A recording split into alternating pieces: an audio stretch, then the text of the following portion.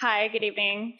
My name is Alisa Johnson. Thank you for Chris and Clever Talks for inviting myself and all the other speakers tonight. I'm here to tell you my story about how a single idea inspired me to create change. In my day job, quote unquote, I am a U.S. Marine. I fly the KC-130J Super Hercules, and I'm stationed here at MCAS Miramar in San Diego. I've served for 5 years, and I have done a deployment to Kuwait in support of Operation Inherent Resolve. In addition to being a Marine, I'm also a nonprofit executive. I'm the president, CEO, and co-founder of the nonprofit organization Dogs on Deployment, which is a national network that connects deploying service members with volunteers willing to board their pets during their service commitments. And I could not have started a nonprofit organization helping animals if I wasn't an animal lover myself. I'm afraid to admit that I am the proud mom of 2 dogs, 2 cats, and 2 parrots, and I have fostered 9 dogs. Yes, I don't recommend doing all of them at the same time. It's my love for the military and the love for animals that really inspires me to continue to run Dogs on Deployment despite my breaking points. So why am I here? I'm here because of this guy. This is my 8-year-old Australian Shepherd named JD. He is being reunited with me in this photo after I had just returned from deployment on my flight line. My husband, Sean, who's here in the audience, he also serves active duty in the Navy. We adopted JD when we had just gotten engaged. Of the 10 years that my husband and I have been together, we have been separated nearly 7 years due to our military commitments, deployments, and PCS moves. So JD has really been like our glue, and like many military families, he is a member of our family. We always thought that we would have a plan in place for JD, but in 2011, I had just commissioned into the Marine Corps. I was scheduled to attend 6 months of training at the basic school, which is a infantry-centric school required by all Marine Corps officers. And at the same time, Sean was scheduled to deploy, and we found ourselves realizing we had no idea what to do with our dog. So we started looking into professional kenneling, boarding, and we found that the cost to board him was going to be a small fortune, but it was something that we were willing to do because he is a member of our family, and we would do anything we could in our power to keep him a part of it. We were lucky. A distant relative heard of our situation, and they volunteered to step up and watch JD, and we were completely relieved. We couldn't believe it, especially because he is completely neurotic, very misbehaved, bolts out the door, pulls on the leash, barks in the car. He's terrible. But we were relieved. But it got us thinking, okay, so we're 2 military officers, we're college graduates, we have family, we have the financial resources to board him if we needed to. What about the military members that are younger, that don't have that support system, that don't have the financial means to do that? What do they do with their animals when they go on their service commitments?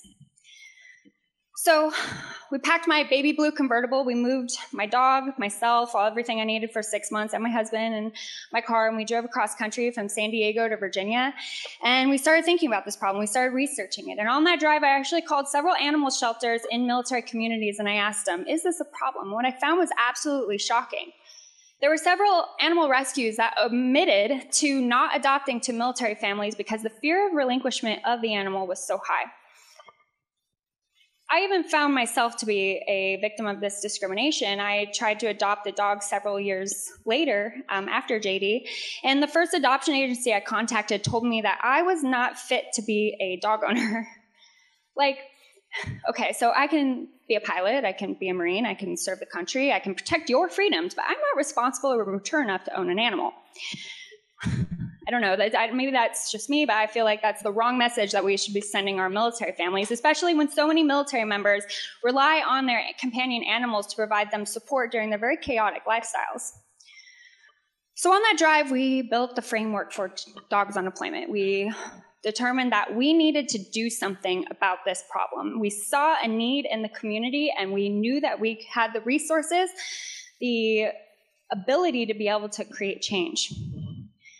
So we founded Dogs on Deployment, and since 2011, so 5 years we've been incorporated, we have helped over 860 military members find temporary care for their pets during their service commitments. In addition, we have provided nearly $200,000 in financial aid to help with military pet owners during their financial emergencies. But this whole process was not easy by any means. I have no idea what I'm doing. I really don't. I was 23 when I started Dogs on Deployment. I'm 28 now.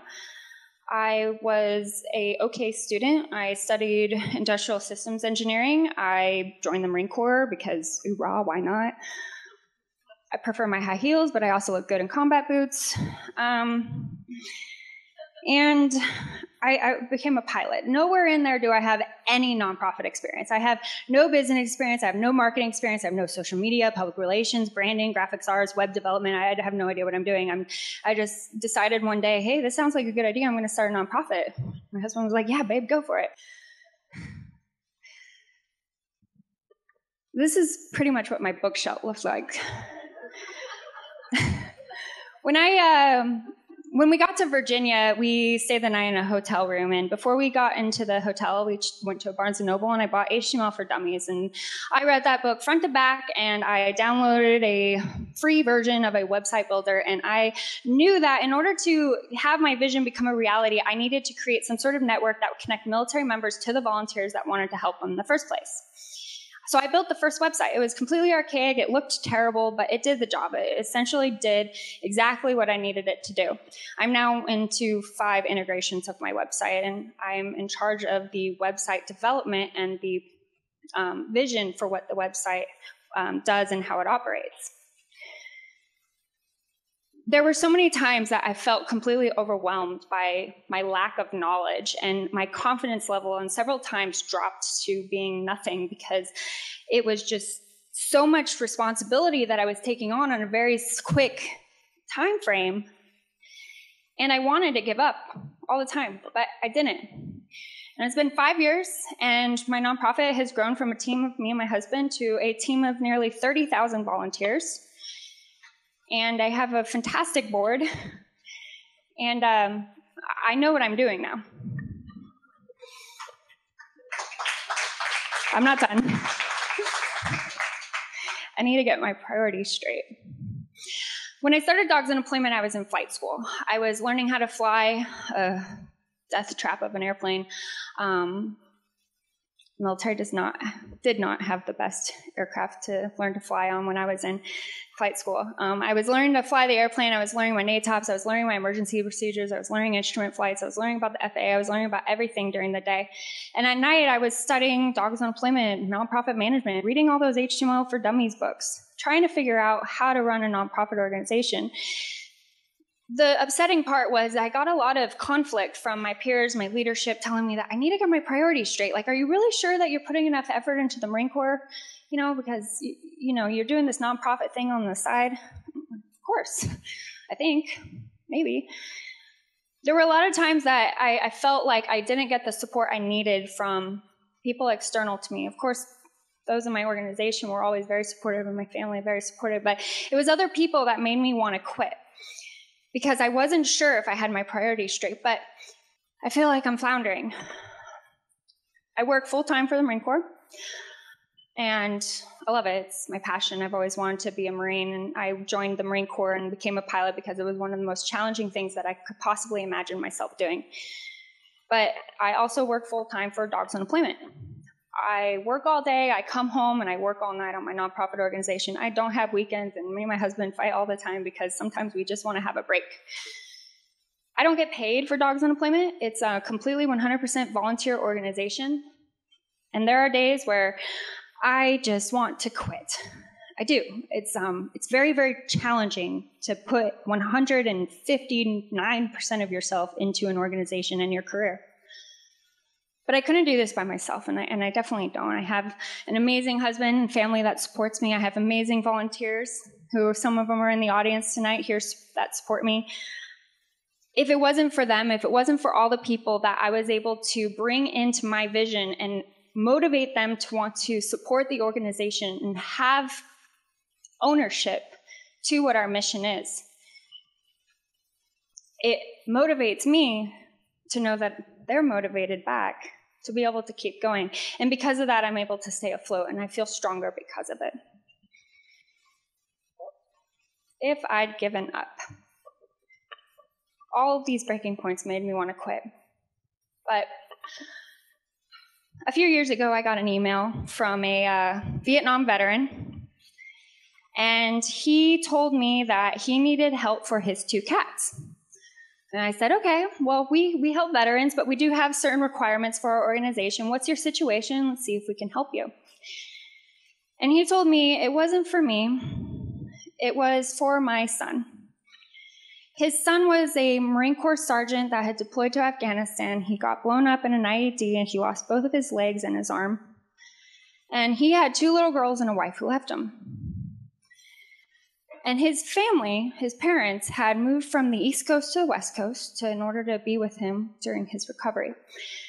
They were waiting for his house to be built, a disabled accessibility house. And they were living in base housing at the time, and base housing has pet restrictions. They wouldn't accept their cats. So for 6 months, this Vietnam veteran, father of a Marine, the survivor, needed boarding for his 2 cats. And I said, of course, how could I not help you? That is the epitome of what it means to want to, create an organization to help people. Of course. And so indeed we did. We fostered his cats, and he was able to reunite with him. But that's what you do. If you've given up, if I'd given up, if the organization was never started in the first place because I was scared of starting it, I would have never been able to help that military family or the 860 plus other military members that we've helped. It's hard to do something. In our generation of millennials, especially those that serve in the military, we are uniquely empowered to feel like we can make change in the world. We are unlike any other generation of people. We are so strong, we are smart, we have vision, we have motivation, and we have a great group of peers that support us in that cause. Just think of Clever Talks. A whole group of millennials that want to make change for military millennials. The cost of doing nothing is so much greater than the cost of doing something. If you see something in the world that you want to change, that you believe that you have a solution for, don't just stand by and say, someone else will do it.